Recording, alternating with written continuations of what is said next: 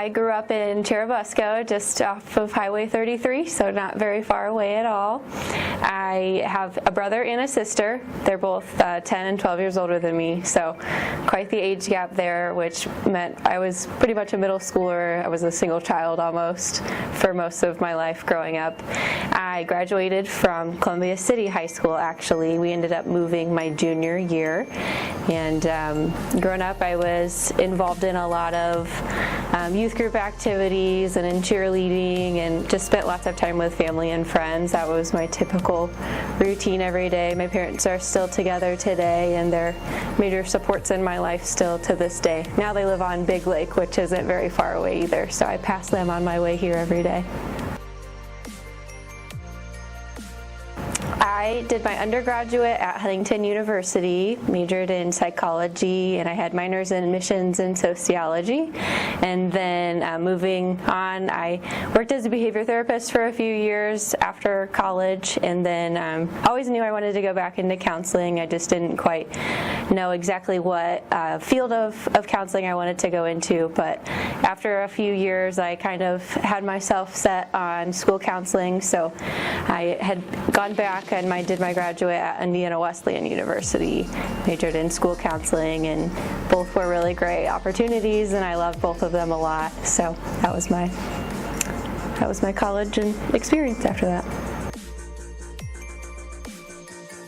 This is my first year at West Noble, so I am brand new, but being here, it's been a really awesome experience.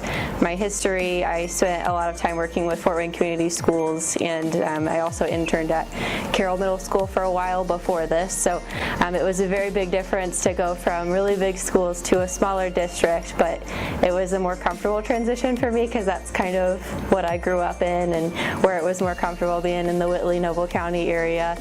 And so far it's been awesome. I've really appreciated being a part of more of a close-knit community that's more team structured, and we really count on each other a lot here in the high school office. So it's been a really awesome opportunity, and I really love working with my team so far. I think the biggest thing for me that's made this feel like home was it actually started in the interview process. My interview consisted of almost our entire team up here in the office, and it was the only interview that I had that wasn't just with the principal and the assistant principal that I did over the summer. And to me that meant a lot. It meant that everybody's opinions kind of mattered in that, and it really stood out to me that I got to meet my whole team up front and what that was going to look like with my coworkers that I'd be seeing every day. But as far as being here and what that looks like now, it has been so awesome, just because I feel like in the counseling department we each have our own set of skills and talents that are a little bit unique, and Amanda and Chad have just really trusted me a lot in that, and knowing where my skills and my interests are with that social emotional learning and personal I guess the differences between that have been really, really cool to see. Just they trust me with kind of creating this program and starting from scratch with a lot of stuff, and sometimes that takes a long time to earn somebody's trust, and it has just been the coolest thing for me to walk in and actually have that right off the bat has been really awesome for me, and it's really pushed me to be able to grow and love my job every day. There's some hard days, but they far surpass any of the days where I come home and I'm smiling and excited to be doing what I'm doing here. My immediate family is just me and my husband, Jeff. We've been married for 5 years now, and we've actually lived kind of all over the place. For the first year we were married, we actually lived in Ontario. For those of you who don't know, my husband's from Ontario. He's Canadian, so we lived there for our first year. Then we actually moved to the Chicago area for 2 years before we moved back to Indiana and back to the roots. But when I think about people that have been role models in my life, the first two people that come to mind are my sister and my mom. Both of them have been monumental influences in my life. Excuse me. And my mom especially, I would say she's probably the biggest reason why I became a counselor.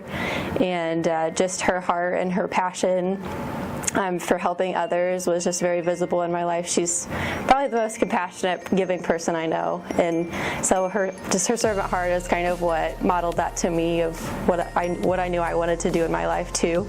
My sister has been my biggest cheerleader in life. She's the one that's always pumping me up and showing me that I can achieve my goals and do whatever I wanted to do in my life. And she's always been my prayer warrior of like trusting God and finding a way to make your dreams come true and making sure that you're following your path that you're supposed to be on. And so I would say the two of them, and then also my husband, of course. He's definitely one of my major supports in my life, especially with my decision to go back to school. That was a big part of it, was him with that too. So I think the biggest thing that I would say is the importance of self-care. When you're in a field, especially education, helping field of any kind, the quote that I sort of live by is, you always have to be able to put your own oxygen mask on before you can help somebody else with theirs.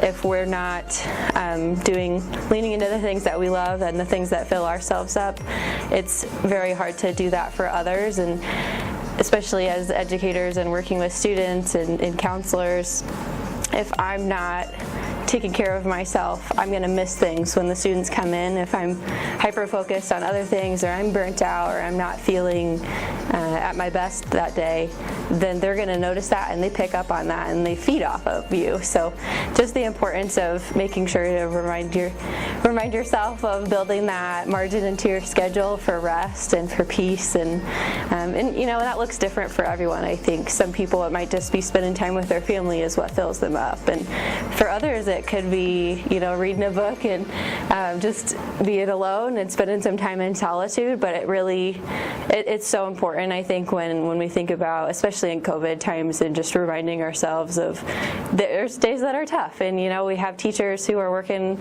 all their prep periods just to sub and to be there. And so I think it's even more important now than ever for all of us to make sure that we are taking that time for ourselves, and to recognize that it's not selfish to do that.